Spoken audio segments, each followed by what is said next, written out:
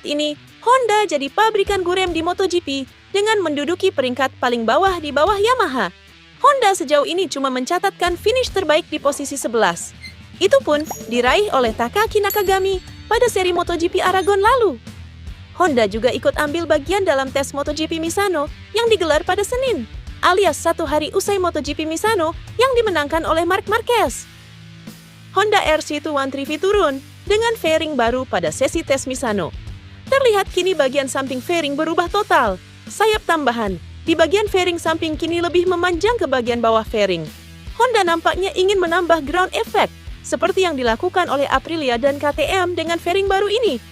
Para pembalap Honda memang mengeluhkan masalah aerofairing motor yang tidak bekerja maksimal, sehingga motor Honda musim ini kepayahan dalam melibas tikungan. Honda Racing Corporation mengumumkan kerjasamanya dengan Repsol berakhir di akhir musim 2024. Setelah 30 tahun bersama, Honda dan Repsol sepakat berpisah. Adapun kolaborasi antara kedua merek tersebut telah menelurkan banyak prestasi di kelas MotoGP. Lalu, apa yang membuat Repsol tak memperpanjang kontraknya dengan Honda? Dikutip Speedweek, setelah Marquez mengumumkan kepindahan ke Ducati, sejumlah sponsor yang bersamanya di Honda juga mulai berguguran. Ini juga yang disinyalir jadi penyebab utama Repsol enggan melanjutkan kerjasamanya dengan Honda. Mantan rider Honda, Paul Espargaro, menyayangkan keputusan Repsol tersebut. Terlebih sudah banyak kesuksesan yang ditorehkan saat keduanya bersama. Saya sangat sedih dengan kabar ini, karena Repsol merupakan mitra yang diinginkan setiap organisasi. Mereka mendukung olahraga ini di saat terpuruk dan terbaik, dan juga membawa pebalap seperti Marc Marquez bisa di posisi teratas dan menunjukkan semangat luar biasa untuk olahraga ini. Saya beruntung bisa menjadi bagian dari hal tersebut, kata Paul di sela-sela MotoGP San Marino. Repsol disebut-sebut akan mulai fokus untuk menggarap bahan bakar non-fosil. Pada tahun 2027 di MotoGP, rencananya 100% bahan bakar sudah bebas fosil sesuai dengan regulasi baru. Saat ini baru 40%. Tak cuma itu, Repsol juga disebut akan makin terlibat dalam Formula One. Pembalap Gresini Racing, Marc Marquez, punya strategi unik dalam kemenangannya di MotoGP San Marino akhir pekan kemarin. Mengingat cuaca Misano tak menentu, Marquez mengaku mengikuti strategi Warlock, alias para pembalap tuan rumah yang tentu sering berlatih di sirkuit Misano. Dalam balapan ini, Marquez start dari posisi 9 dan naik ke posisi 7 pada lap pembuka. Ia lalu naik satu posisi lagi, usai Pedro Acosta terjatuh. Pada lap 7, hujan pun mulai turun, dan Jorge Martin memutuskan ke pit lane demi ganti ke motor dengan setup basah, sehingga Marquez naik ke posisi 5. Trek yang licin membuat 10 pembalap terdepan yang tadinya saling berjauhan, jadi saling berdekatan. Mereka menjalani aksi saling salip menegangkan, tapi Marquez secara mencengangkan menyalip Jack Miller, Brad Binder, Enea Bastianini, dan Pecco Bagnaia hanya dalam satu lap sebelum hujan berhenti. Sejak itu, Marquez terus tak terkejar dan akhirnya menang. Pembalap Spanyol berusia 31 tahun ini mengalahkan Bagnaia dan Bastianini yang harus legawa finish kedua dan ketiga. Marquez pun mengaku tak menyangka bisa menang. Namun, ia meyakini bahwa hujan yang turun sejenak sangat membantunya. Marquez juga menyatakan dirinya sempat terpikir untuk ganti motor, seperti yang dilakukan Martin pada lap 7. Namun, ia mengurungkan niat usai melihat Bagnaia dan Bastianini memilih lanjut pakai motor dengan setup kering. Duet rider Ducati Lenovo Team ini diketahui punya alasan unik di balik keputusan itu. Bagnaia dan Bastianini mengaku sejak awal yakin hujan takkan berlangsung lama. Menurut mereka, aspal Misano biasanya memiliki aroma tersendiri yang bisa menandakan hujan deras akan datang. Namun, aroma itu kali ini tak tercium, sehingga mereka memutuskan tak ganti motor. Strategi inilah yang diikuti oleh Marquez. Sudah jelas strategi Martin tidak terlalu gila, karena jika hujan berlanjut dengan intensitas yang sama pada lap tersebut, maka ia akan mendapatkan strategi terbaik. Namun, memang benar bahwa bagi saya, lebih baik mengikuti pembalap lokal, ungkap Marquez yang langsung diiringi tawa Bagnaia dan Bastianini. Pembalap Ducati Lenovo Team, Pecco Bagnaia, mengakui ada beberapa faktor yang mendorongnya main aman dalam MotoGP San Marino di sirkuit Misano akhir pekan kemarin. Dalam balapan ini, Bagnaia harus menghadapi dua tantangan, yakni hujan dan juga rasa sakit di lengan dan leher akibat kecelakaan di Aragon.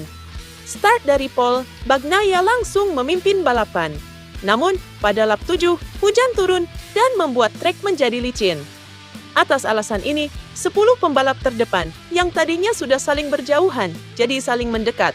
Pada lap 8, Marc Marquez pun secara mencengangkan menyalip 5 pembalap sekaligus, termasuk Bagnaia. Sejak itu, Marquez tak lagi terkejar. Meski begitu, Bagnaia sempat tetap ngotot karena cemas dikejar oleh Enea Bastianini. Namun, akhirnya Bagnaia memilih berhenti ngotot ketika Bastianini sudah cukup jauh, apalagi rasa sakitnya kambuh. Strateginya pun jitu, karena ia berhasil finish kedua dan membawa pulang 20 poin. Ketika Enea 3-4 detik di belakang saya main aman di posisi kedua. Selain itu, saya ambil terlalu banyak risiko membuntuti Marc. Sejak itu, semua jadi bencana. Tadinya, saya berkendara dengan cara yang saya mau. Namun, sekalinya hilang fokus, rasa sakit muncul. Untuk mengalahkan Marc, Anda harus 100%, dan saya tidak begitu. Ujar Bagnaia via GP1. 3 kali juara dunia ini pun tak segan-segan angkat topi untuk Marquez, yang menurutnya sangat berani karena nekat menyalip banyak pembalap ketika hujan turun dan menciptakan kondisi yang mengecoh. Menurutnya, Marquez mungkin bakal kesulitan jika balapan 100% kering karena ia start dari posisi 9.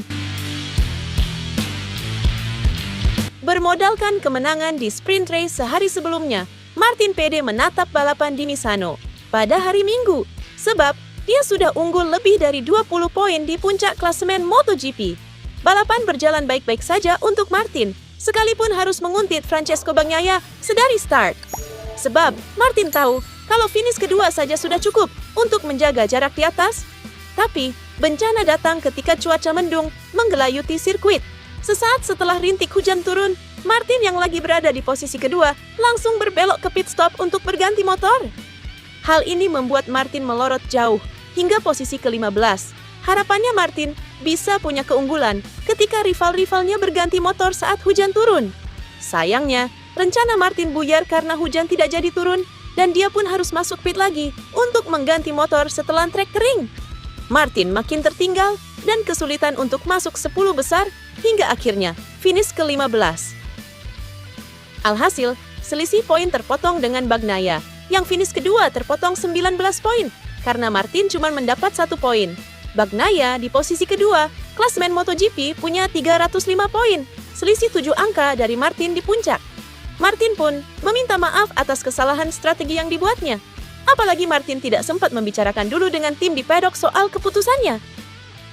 Saya lebih berpikir soal balapan ketimbang klasemen, jadi saya rasa lebih baik berhenti dulu. Lain kali saya akan menunggu di belakang Pecco dan melakukan yang sama. Ujar Martin seperti dikutip Autosport. Para pembalap MotoGP kembali menolak pemakaian sistem komunikasi via radio seperti di Formula One. Meski balapan utama, seri San Marino di sirkuit Misano dipenuhi drama yang bisa dihindari andai mereka terhubung dengan tim di garasi. Tim radio sudah dikembangkan oleh MotoGP selama 8 tahun terakhir. Meski belum pernah dipakai, perangkat ini diuji secara berkala oleh FIM dan Dorna Sports. Uji coba terakhir digelar di sela tes pasca balap di Jerez, Spanyol, pada Mei 2023 oleh Fabio Quartararo, Alex Espargaro, dan Jonas Folger. Usai tes tersebut, Quartararo dan Espargaro tetap memberikan umpan balik negatif karena merasa terganggu. Kini, topik mengenai tim radio kembali menyeruak, terutama setelah Jorge Martin melakukan blunder flag-to-flag di Misano usai tak punya cukup banyak data cuaca dari timnya. Namun, para pembalap justru membela Martin. Menurut mereka, keputusan Martin sudah tepat, hanya saja apes karena hujan hanya turun sejenak. Mereka juga tetap menolak keras tim radio, karena yakin pembalap tetap mengambil keputusan termutlak di trek.